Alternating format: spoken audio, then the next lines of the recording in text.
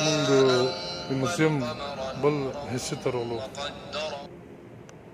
کل ایک شمسی کیلنڈر تھا جس میں ایک لیپ کا سال اور ایک اوسطاً 365 اور 1/4 دن لمبا سال تھا. چونکہ زمین کی سورج کے گرد گردش تقریباً 11 دن کم ہوتی ہے، اس لیے ہر صدی میں ایک دن کی غلطی تھی.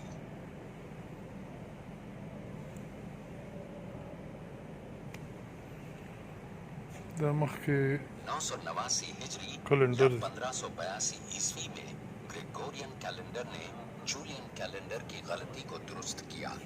اس میں سے 10 دن چھوڑ دیے گئے اور 2 صفر پر ختم ہونے والے سال جو 400 پر تقسیم نہیں ہو سکتے تھے وہ لیپ کے سال نہیں تھے.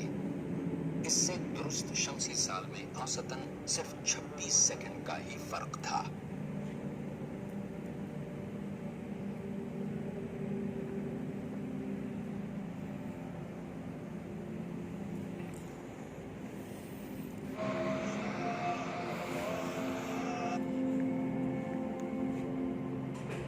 زمانہ قدیم اور قرون وسطیٰ میں سائنسی آلات کا تاج بالشبہ ایسٹرولیب کے سر ہے.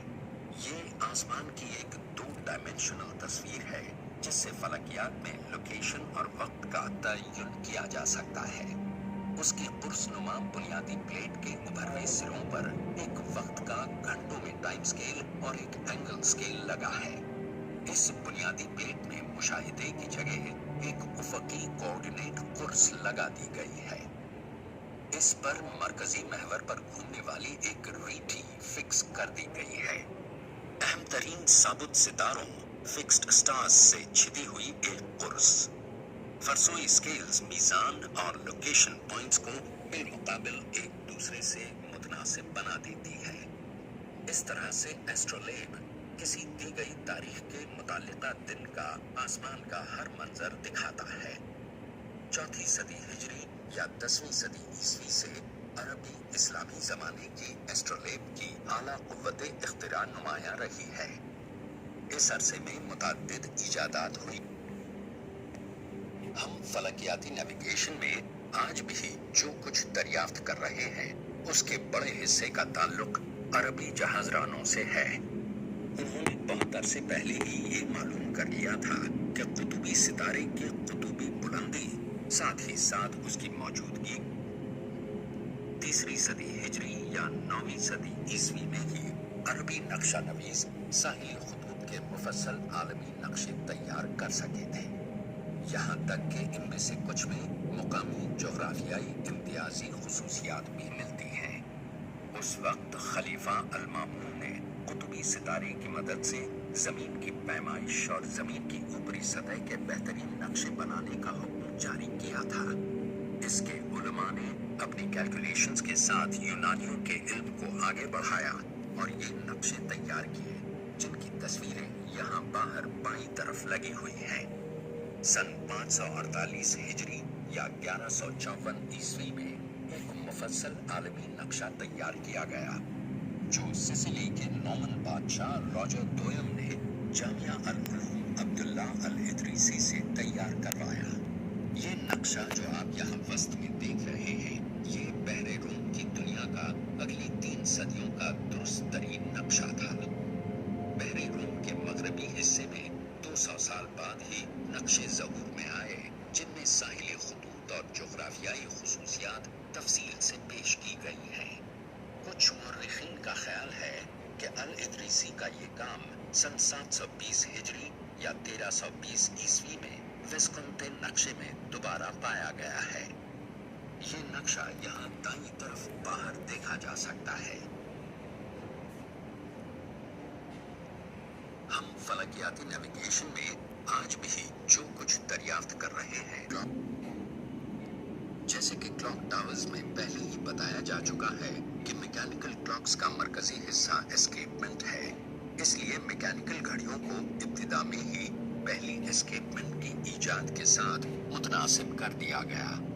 ریگولیٹر جیسے کہ پینڈولم اور اسکیپمنٹ مشترکہ طور پر ایک گھڑی کو یکساں سٹروک دیتی ہیں. اگر ایک میکینیکل کلاک اپنی پشت پر پڑا ہو یا اس کی پوزیشن बार बार तब्दील हो तो उसका टिकट भी बदल जाता है। इसकी वजह उसकी रगड़ और कशिश शकल है। टिकट में पैदा होने वाली तब्दीली की खराबी को दूर करने के लिए स्विट्जरलैंड के घड़ीसाज इब्राहिम लुई ब्रेशे ने सन 1209 हिजरी या 1795 ईस्वी में टॉर्पीडोन इजाद की। इसमें एस्केपमेंट और कमानी एक पिंजरे में अपने ही महवर पर घूमते हैं ताकि पोजीशन में खराबी को दूर कर सके। फ्लाइंग टॉर्पीडोन जो यहाँ देख सकते हैं, ब्रेशे टॉर्पीडोन की एक कदम आगे तरक्की को पेश करता है। इसको दो की बजाय एक बेरिंग संभालता है, इसलिए इसको फ्लाइंग टॉर्पीडोन कहते हैं। हॉलैंड के माहिर तबीयत क्रिस्टियन ह्यूशंस की सन 1067 हिजरी या 1657 ईस्वी की एक इजाद एक अहम संग मील है। वो है पेंडुलम क्लॉक। इसका उसूल एक पेंडुलम के झूलने की यकसा फ्रीक्वेंसी पर मबनी है जो घड़ी के एस्केपमेंट के लिए इस्तेमाल होता है। इसकी छोटे स्ट्रोक्स में झूलने की फ्रीक्वेंसी का इन्हिसार सिर्फ पेंडुलम की लंबाई पर होता है। 1 सेकंड निस्फ पीरियड वाले एक पेंडुलम की लंबाई तकरीबन 1 मीटर होती है। इसके साथ गरारियों के अमल में 10 सेकंड फी दिन बेहतरी हो गई है, बिल्कुल उसी तरह जैसे वाइटीज और रीड की स्केलेटन वॉच है जो यहाँ पर देखी जा सकती है। वक्त पैमा को जिस्म पर लगाना स्प्रिंगदार मैकेनिज्म की वजह से ही मुमकिन हुआ। एक मैकेनिकल ड्राइव जो एक स्प्रिंग और एक कमाने वाले ट्रांसमिशन गियर पर मुश्तमिल है। 10वीं सदी हिजरी या 16वीं सदी ईस्वी के पीटर हाइंडलाइन की इजाद डिब्बा घड़ी पहली पहनी जाने वाली घड़ी थी, जो झटके के लिए उस वक्त तक बहुत ही नाजुक और जैकेट की जेब में डालने के लिए बहुत ही बड़ी थी। वर्ज एस्केपमेंट ने ही दुरुस्त जेबी घड़ियों की तामीर को मुमकिन बना दिया जो शुरू में एक चाबी से चलती थी।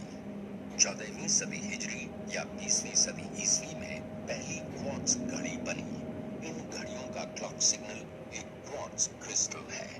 इलेक्ट्रिकल टेंशन के जरिए क्वार्ट्ज का टुकड़ा एक मुकर्ररा फ्रीक्वेंसी पर झूलता है, इसलिए इन वाइब्रेशंस को टिकट के तौर पर इस्तेमाल करते हैं। क्वार्ट्ज घड़ियां मैकेनिकल घड़ियों के मुकाबले में ज्यादा दुरुस्त वक्त देती हैं। उनके वक्त में 1 महीने में सिर्फ चंद सेकंड का ही फर्क होता है।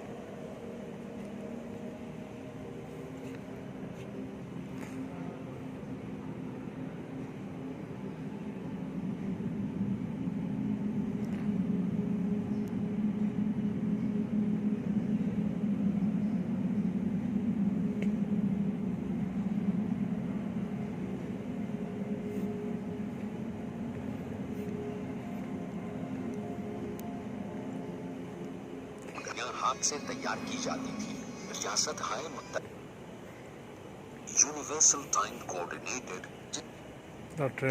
बटन दबाने पर आपको अपना मक्का टाइम स्टैम्प मिलेगा और बिल्कुल नैनो सेकंड पर।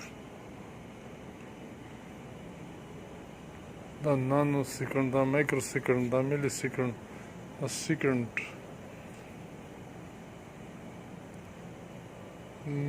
the nanosecond, the microsecond, the millisecond, the second, the minute, or the बजे hour. ये मक्के टाइम है। टाइम कोऑर्डिनेटेड जिसको मुख्तसरन UTC कहते हैं, आज के दौर का मुरव्वज़ा टाइम बाद दिगज़ न दुनिया मालूम की ग्रीनिच मीन टाइम चुकम दाय बर्तानिया चवती है। न दागा गट गड़िया जोड़ा शो और दाद दुनिया मांस हम दाय। इंदा वॉच टावर दाय। ठीक कुम तमंग उस पोस्टर खियो।